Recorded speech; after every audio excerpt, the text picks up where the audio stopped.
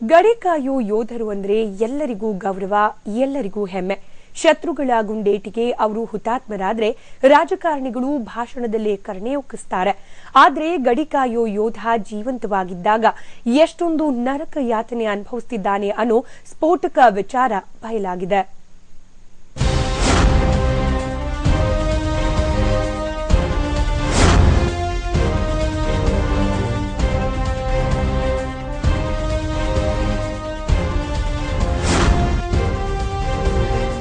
ನಾವು ನೀವೆಲ್ಲರೂ ಇವತ್ತು ನೆಮ್ಮದಿಯಾಗಿ ಮನೆಯಲ್ಲಿ ಬೆಚ್ಚಗೆ ಮಲಗುವಂತೆ ಹಗಲು ರಾತ್ರಿ ಶ್ರಮಪಡೋ ಯೋಧರ ಪಾಡಿದ್ದು.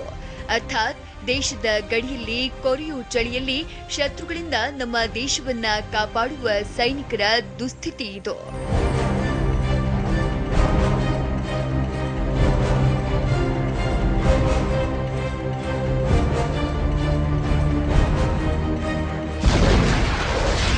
ಯೋಧನಿಗೆ ಸಿಗ್ತಿಲ್ಲ ಸರಿಯಾದ ಆಹಾರ. ಬೆಳಗ್ಗೆ ಒಣಗಿದ ಪರೋಟ, ಅರಿಶಿನ ಮಿಶ್ರಿತ ದಾಲ್. ಸೈನಿಕರ ರೇಷನ್ನಲ್ಲೂ ಮೇಲಾಧಿಕಾರಿಗಳ ಗೋಲ್ಮಾಲ್. ಹೌದು, ಈ ದೃಶ್ಯವನ್ನೊಮ್ಮೆ ಸರಿಯಾಗಿ ನೋಡಿ. ಇದು ನಮ್ಮ ದೇಶ ಕಾಯೋ ಸೈನಿಕರ ದಿನಚರಿ ಆರಂಭವಾಗುವ ಬಗ್ಗೆ. ನಾವೆಲ್ಲ ಮನೆಯಲ್ಲಿ ಕೂತು ರುಚಿ ರುಚಿಯಾದ ಆಹಾರ ಸೇವಿಸುತ್ತಿರಬೇಕಾದ್ರೆ ದೇಶ ಕಾಯೋ ಸೈನಿಕರು ಮಾತ್ರ ಬೆಳಗಿನ ಉಪಹಾರಕ್ಕೆ ಸೇದು ಹೋಗಿರೋ ರೋಟಿ ಹಾಗೂ ಚಹಾ ಸೇವಿಸಿಕೊಂಡೇ ಡ್ಯೂಟಿಗೆ ತೆರಳಬೇಕು. मैं अभी सुबह का आपको नाश्ता दिखाता हूँ कि ये जड़े हुए पराठे सिर्फ और चाय का गिलास और कुछ नहीं, ना अचार, ना जाम, ना बटर, कुछ नहीं. ये है 29/29 BNBSF का जवानों का नाश्ता. अब आप बताइए क्या ऐसा खाना खा के जवान ड्यूटी कर सकते हैं? ಇನ್ನು ಮಧ್ಯಾಹ್ನದ ಊಟಕ್ಕೆ ಒಣಗಿರೋ ಪರೋಟ ಮತ್ತು ಅರಿಶಿನ ಮಿಶ್ರಿತ ದಾಲ್ ನೀಡಲಾಗುತ್ತೆ.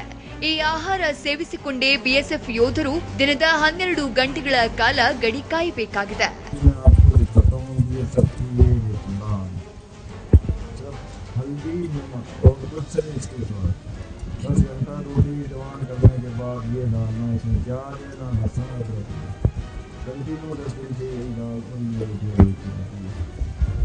आप ही बताइए ये है खाना खाते क्या लिए सबका जवान 10 घंटे ड्यूटी करते हैं, सभी अधिकारी सब सामान बिक्री कर देते हैं.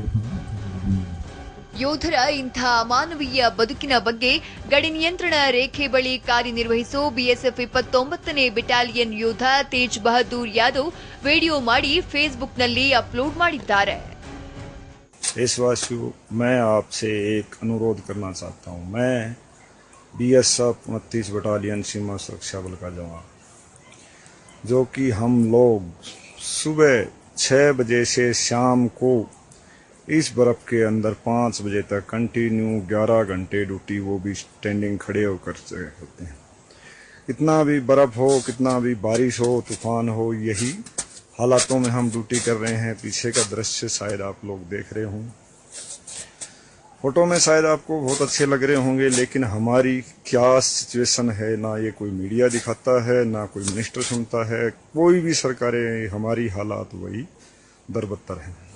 ಬಿಎಸ್ಎಫ್ ಯೋಧ ತಮ್ಮ ಹೀನಾಯ ಸ್ಥಿತಿ ಬಗ್ಗೆ ಆಡಿರೋ ವಿಡಿಯೋ ಫೇಸ್ಬುಕ್ ಪೇಜ್ನಲ್ಲಿ ಅಪ್ಲೋಡ್ ಮಾಡ್ತಾ ಇದ್ದಂತೆ ಫುಲ್ ವೈರಲ್ ಆಗಿದೆ. ಇದರಿಂದ ಎಚ್ಚೆತ್ತುಕೊಂಡ ಕೇಂದ್ರ ರಕ್ಷಣಾ ಸಚಿವ ರಾಜನಾಥ್ ಸಿಂಗ್ ಉನ್ನತ ಮಟ್ಟದ ತನಿಖೆಗೆ ಆದೇಶಿಸಿದ್ದಾರೆ. ಬಿಎಸ್ಎಫ್ ಯೋಧ ಅಪ್ಲೋಡ್ ಮಾಡಿದ್ದ ವಿಡಿಯೋ ನಾನು ವೀಕ್ಷಿಸಿದ್ದೇನೆ. ತಕ್ಷಣ ಈ ಬಗ್ಗೆ ವರದಿ ತರಿಸಿಕೊಡುವಂತೆ ಗೃಹ ಕಾರ್ಯದರ್ಶಿಗೆ ಸೂಚನೆ ನೀಡಿದ್ದೇನೆ ಹಾಗೂ ಸೂಕ್ತ ಕ್ರಮ ಕೈಗೊಳ್ಳಲು ಆದೇಶಿಸಿದ್ದೇನೆ.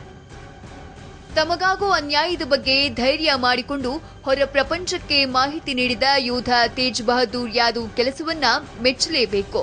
ಒಟ್ನಲ್ಲಿ ದೇಶದ ಗಡಿ ಕಾಯೋ ಯೋಧರ ಬಗ್ಗೆ ಪುಂಖಾನುಪುಂಖವಾಗಿ ಭಾಷಣ ಬಗೆಯೋ ರಾಜಕಾರಣಿಗಳಿಗೆ ಅವರ ಹೀನಾಯ ಸ್ಥಿತಿ ಬಗ್ಗೆ ಅರಿವಾಗದೇ ಇರುವುದು ವಿಪರ್ಯಾಸವೇ ಸರಿ. Bureau report, TV9.